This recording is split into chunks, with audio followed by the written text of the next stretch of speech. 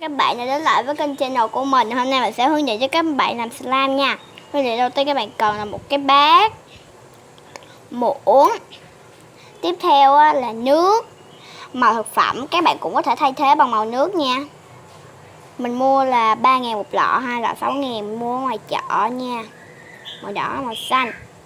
Dung dịch rửa miệng Denico. Hồ. Đây mình chỉ còn 1/2 chai thôi. Rồi bây giờ chúng ta sẽ cùng bắt đầu làm. Đầu tiên thì các bạn sẽ cho hồ vào cái bát này. Bây giờ mình đã cho hồ vào rồi các bạn. Đó, rồi tiếp theo mình sẽ cho nước vào. Mình sẽ cho với mình sẽ múc khoảng là nhiêu đây hồ thì mình sẽ cho là 6 muỗng nha.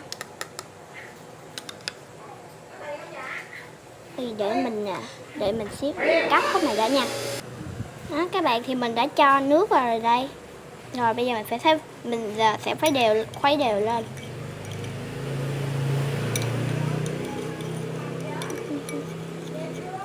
Khuấy thật là đều nha các bạn.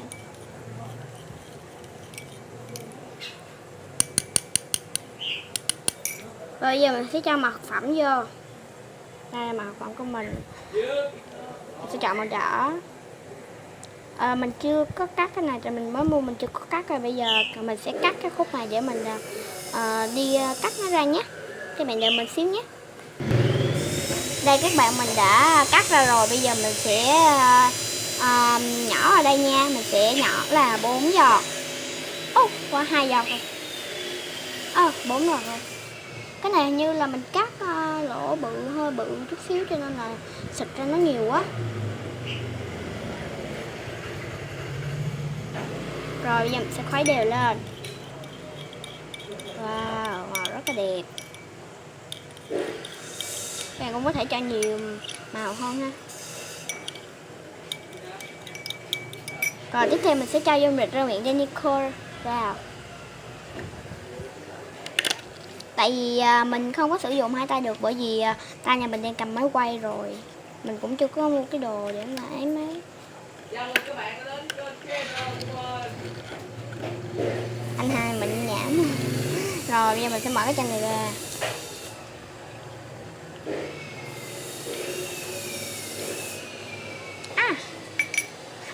Chết rồi.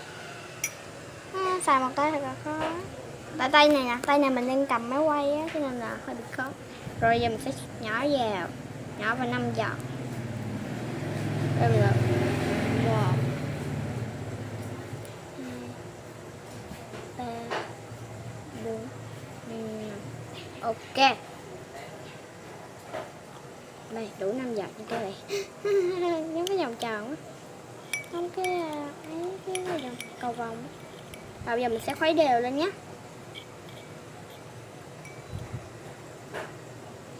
Cái đoạn thành này nè, sắp thành rồi. Nó đã được một cục, chưa có được ấy.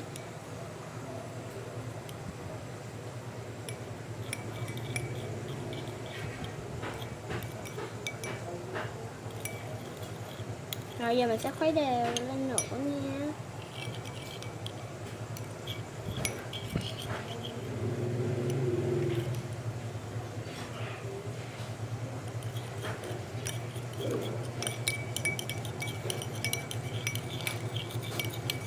Sẽ cho thêm một chút ít nữa.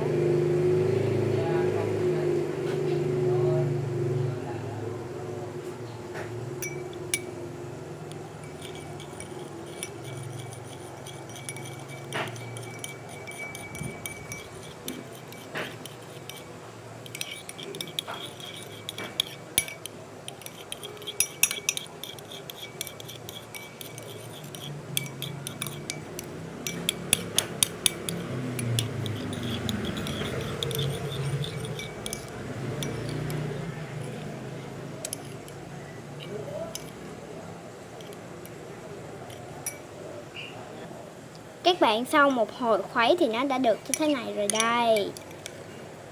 Màu rất là đẹp, màu giống satin quá đi.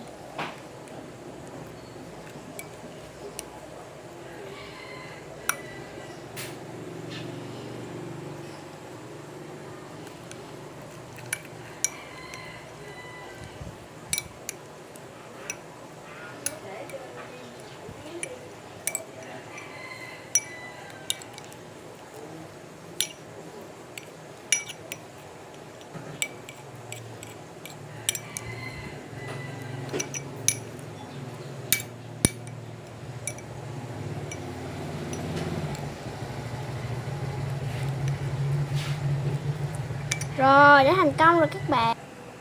Các bạn, mình đã làm slime thành công rồi đây.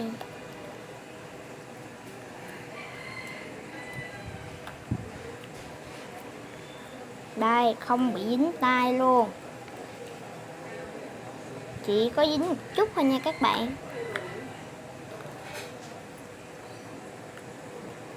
Đây là tại vì mới cho nên là nó còn dính á.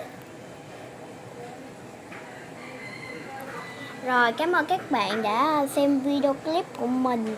Nếu thích video này thì like, share and subscribe cho kênh của mình nha. Và các bạn hãy comment về các bạn hãy comment ở dưới để cho mình biết ý kiến nha. Bye bye các bạn.